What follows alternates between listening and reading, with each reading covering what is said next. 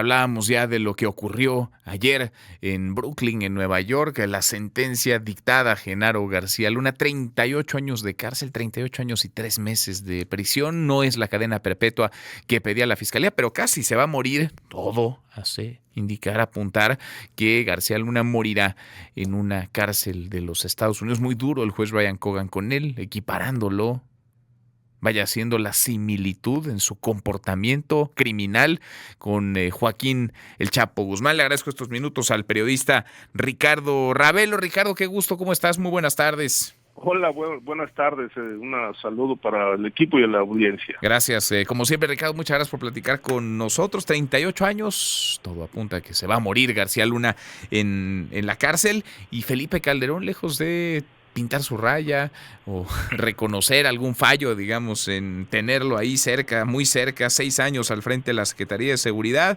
pues básicamente lo que dice es que volvería a ser lo mismo, que no se arrepiente de lo que como decisión tomó, como política de combate al crimen tomó al frente del gobierno en su sexenio. Ricardo, ¿cómo ves las cosas?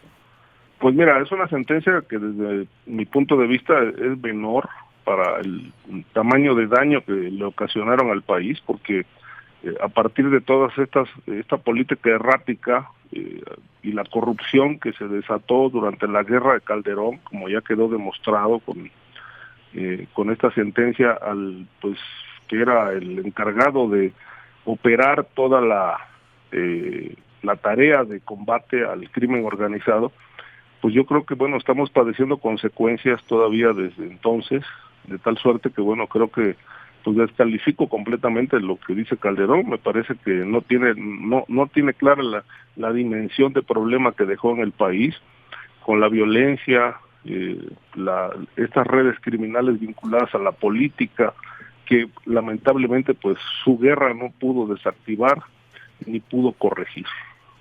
Pues sí, porque padecemos todavía, aunque ya ha habido, digamos, otros responsables, padecemos en esencia esa decisión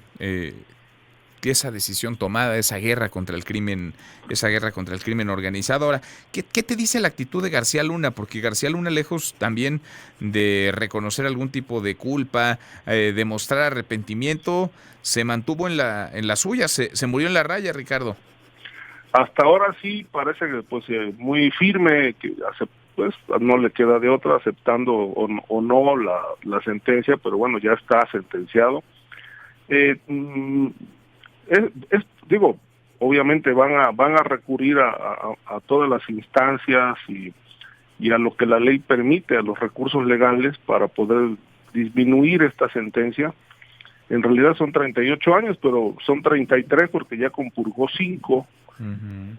De tal manera que ahí, pues con la apelación, pues chance le puedan bajar otros, y va a depender de él, si él quiere hablar, si quiere colaborar con las autoridades de Estados Unidos, si esta sentencia se reduce a lo menos, a una cosa menor.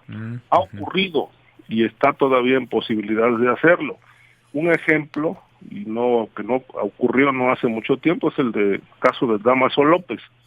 Dámaso López, el licenciado, que fue parte del cártel de Sinaloa y que fue el que ayudó al Chapo a escapar de Puente Grande en 2001, lo sentenciaron a una cadena perpetua.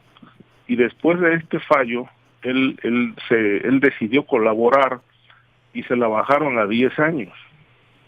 Más el buen comportamiento y todo, pues le van a bajar otros 3 o 4, de tal manera que en 6 el señor Dámaso López puede estar en la calle. Fue el caso de Neusiel, que fue todavía un poco más larga la sentencia. Pero bueno, va a depender de García Luna si quiere hablar o no hablar.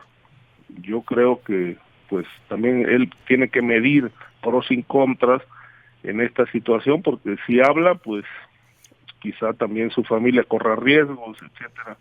En fin, yo creo que van a hacer lo posible por bajarla, pero no creo que, digo, por lo menos en 20 puede quedar, y ya en 20, bueno, pues no es para el tamaño de daño no es una sentencia ejemplar, pero pues, por lo menos sí suficiente, ¿no? Decía el juez Ryan Cogan ayer al dictar sentencia: usted tiene una doble vida, vestirá muy elegante, podrá decir que respeta la ley, seguro lo cree, pero su conducta es la misma del Chapo. ¿De ese tamaño, García Luna, Ricardo? Sí, pero es incongruente lo que dice el juez Brian Cogan. Si lo compara con el Chapo Guzmán, pues ¿por qué le impuso 38 años? Por lo menos se merecía la cadena perpetua si él lo ha considerado tan peligroso o tan pernicioso o tan maligno como el ex jefe del cártel de Sinaloa. Pues sí, ahora todo eso ayer, pero como los caminos todos desembocan allá en Brooklyn y en la corte del juez Ryan Cogan, mañana inicia otra historia, un nuevo episodio protagonizado por el Mayo Zambada. ¿Qué ves en estas audiencias, en estas primeras audiencias en torno a los señalamientos, las acusaciones, que son muchas contra quien fuera el líder histórico del cártel de Sinaloa? Sí, son muchos cargos contra el Mayo. Bueno, pues yo espero que salgan a relucir nombres, personajes, empieza el juicio al Mayo Zambada. No es un juicio sencillo por tratarse de quien es, un hombre que trabajó en las sombras y en la impunidad más de 5 décadas.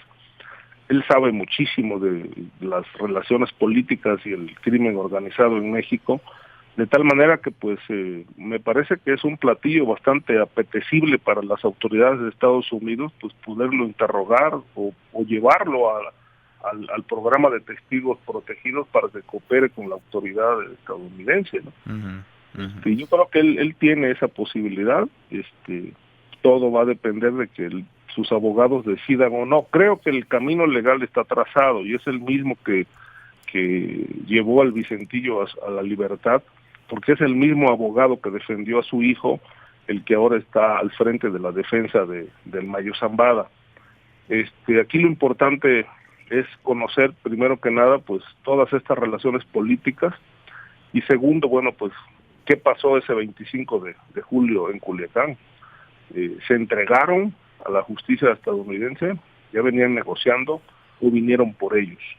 Porque esta versión del anterior presidente López Obrador, de que estamos esperando que nos digan qué pasó y así terminó el sexenio sin saber absolutamente nada, pues yo creo que necesitan palabras, necesitan hechos, datos, para poder construir o reconstruir la historia de ese 25 de julio, donde fue asesinado el exrector de la Universidad de Sinaloa. Presuntamente ahí en esa reunión estuvo presente el gobernador Rubén Rocha Moya, quien ahora pues él afirma que estuvo en Estados Unidos, aunque se ha dicho que pues no hay registro de su ingreso a ese país, ¿no? No, y tan fácil que sería, ¿no? Mostrar un documento, claro, su pasaporte sellado y listo, nos quitamos de dudas. ¿Ves entonces implicaciones? Es decir, varios de quienes hacen carrera política en México o han hecho a lo largo de los últimos años, de las últimas décadas, podrían resultar salpicados por lo que ocurre en el juicio del Mayo Zambada. Yo creo que sí, deben incluso, pues, en el caso del Chapo hubo muchos mencionados, durante los señalamientos que hicieron los testigos, y obviamente, bueno, pues en este caso, con mucha más razón, van a aparecer nombres, incluso quizás hasta de muertos, o gente que ya está retirada, etcétera, pero también de personajes políticos y empresariales actuales que seguramente entraron en negociaciones con el cártel de Sinaloa, y particularmente con este bloque del Mayo Zambada, que era en realidad desde la óptica de la DEA y desde la óptica de la Fiscalía General de la República, pues el verdadero jefe de la organización. Pues sí. De pronóstico reservado lo que venga a partir de mañana en torno a Ismael, entonces, a Ismael el Mayo Zambada. Ricardo, gracias como siempre, muchas gracias por platicar con nosotros. No, hombre, muchas gracias a ustedes. Buenas tardes. Gracias, muy buenas tardes. Ayer García Luna, mañana el Mayo Zambada.